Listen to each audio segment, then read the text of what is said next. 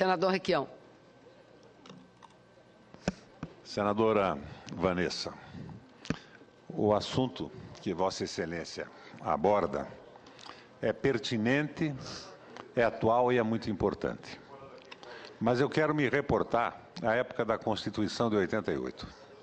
Aquela época, senadora, as principais receitas da União, ou seja, 80% das receitas da União, eram compostas de imposto de renda e de IPI, que, como Vossa Excelência sabe, são impostos compartilhados com estados e municípios.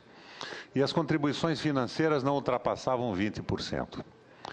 Hoje, as contribuições financeiras chegam a 60%, e o IPI e o Imposto de Renda respondem por cerca de 40% dos recursos da União e são compartilhados.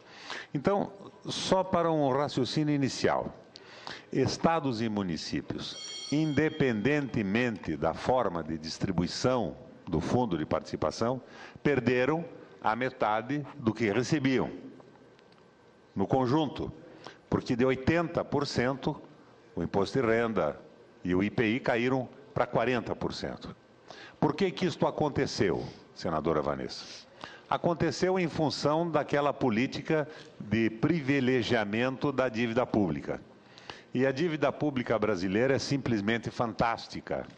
E os juros são os mais nutridos do planeta Terra. Então, enquanto nós não tivermos uma reforma econômica, de nada vale conversarmos sobre a reforma tributária. Porque a União mal tem recursos para investir, embora tenha uma arrecadação fantástica e sempre crescente. Se nós não formos pelo caminho da redução da dívida pública,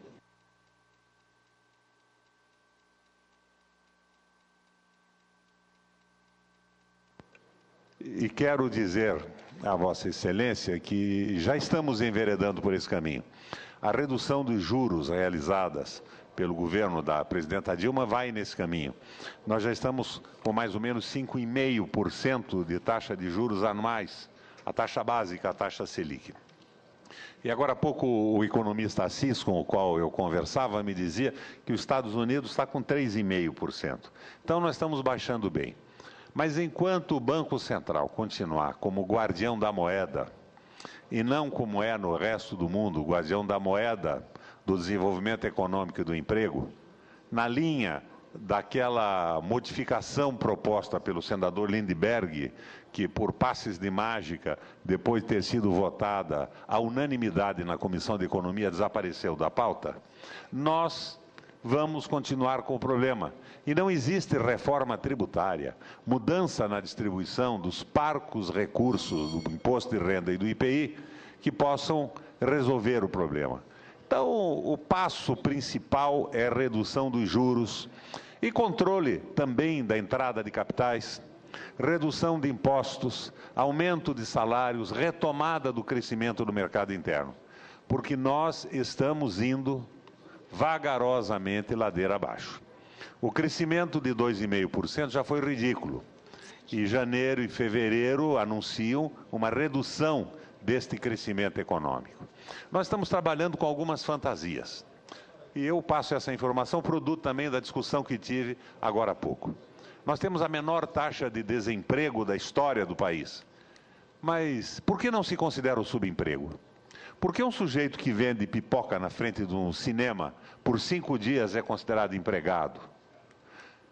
Essa manipulação de estatísticas não anula o fato de que as políticas sociais do governo melhoraram decidida e consistentemente a renda da classe C e da classe D.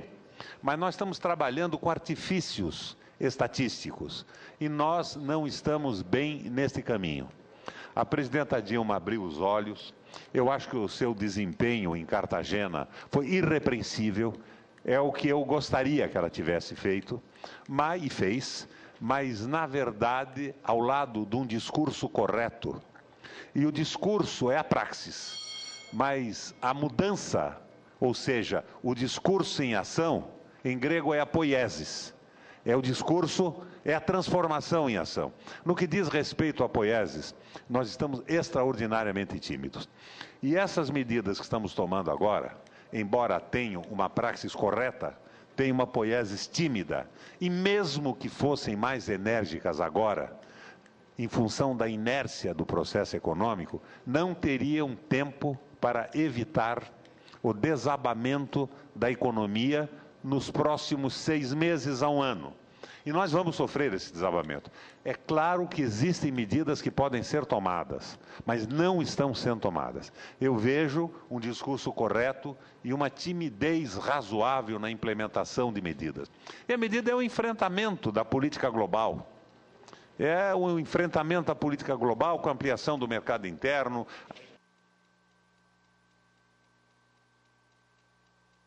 Ao invés de cortar o seu som, senadora, eles cortam o meu aqui no aparte. Mas, enfim, era esta a natureza do aparte que eu queria lhe fazer.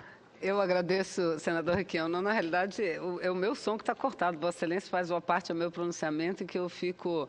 E quero dizer que incluo no meu pronunciamento a íntegra do que Vossa Excelência falou. Vossa Excelência nos provoca, como sempre, a tratar de assuntos mais amplos de Brasil, de desenvolvimento econômico, social, de integração. Enfim, Vossa Excelência me provoca nesse momento a falar de um tema que é extremamente importante e fundamental.